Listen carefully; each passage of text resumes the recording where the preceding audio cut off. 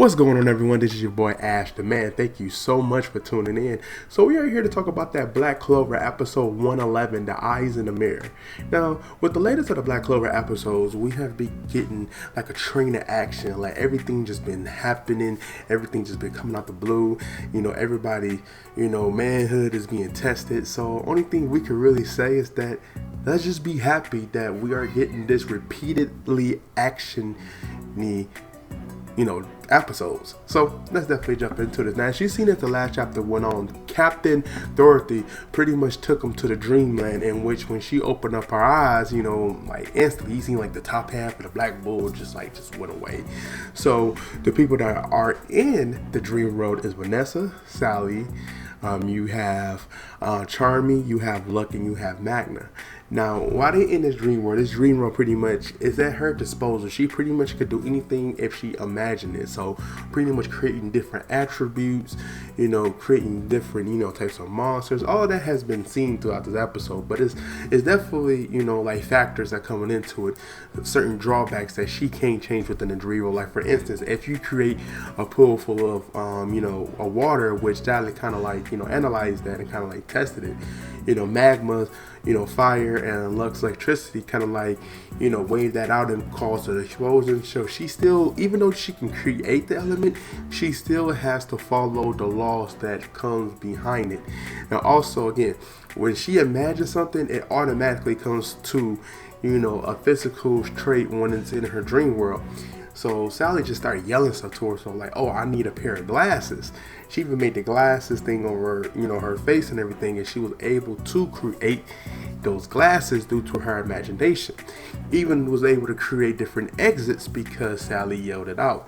So her dream world definitely have a lot of high possibilities that makes it hard to fight, but also has probabilities to where you can use her own, world against her if you know how to exploit it very correctly. So, and then you got the fight that's going on outside, which you have Asta, Gordon, you have Gray, and you have Henry going against, elf version of, Gooch and his sister. And this fight is definitely, pretty crazy because with the enhanced matches that going on with people who have the elf reincarnation, it's like their magic is on a whole nother level. So it's like for them, it's like fighting like an S-class captain or something like that. So when you get this fight, you get to see that he using his mirrors with his sister. His sister is able to look at you, which is able to immobilize you once you look into her eyes.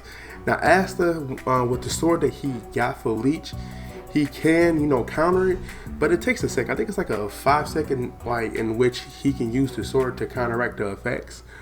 But as you've seen, there's been times to where Gooch attacks has been able to kind of like move faster than light.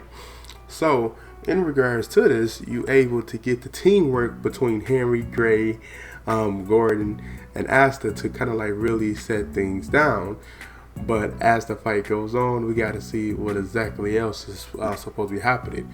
And a little note here is that you got to see the captain of the Mantis. He used the scythes, and you got to see Yami and him traveling to what they supposed to be calling this underworld to interrupt, so that the people would be able to return to their bodies. They are literally traveling down this dark hole that keeps on going and going, and the guy with the dice seems to kind of like interrupt them, but I guess he's trying to make sure that they don't really interrupt the ritual. So that's kind of crazy too. So all these things going on, we only got to say that there's a lot to take in when you talk about this whole arc, because you got the elves who pretty much is trying to get revenge. They are trying to eliminate the previous souls of the body, so they can permanently stay in the body. And then also they trying to wipe out all the humans.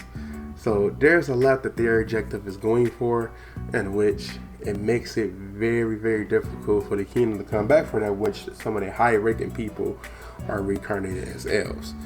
So yeah, but overall it was a very good episode. You know, even though that it has a lot of action, there's a lot of build up until like the very last part. So that's one of the biggest things. As long as the action serves a purpose for, you know, the anime, they can't go wrong at this point. So other than that, I just want to thank you guys for definitely tuning in, and you know, definitely tuning into the channel. And if you're new to the channel, subscribe to the channel, leave a like on it. If you didn't like the episode and like the review, hit it with a thumbs down. I'll take any kind of feedback that I can get. Other than that, I'll see you guys next time for, you know, for the 112 episode for Black Clover. Other than that, you guys have a wonderful one. Goodbye.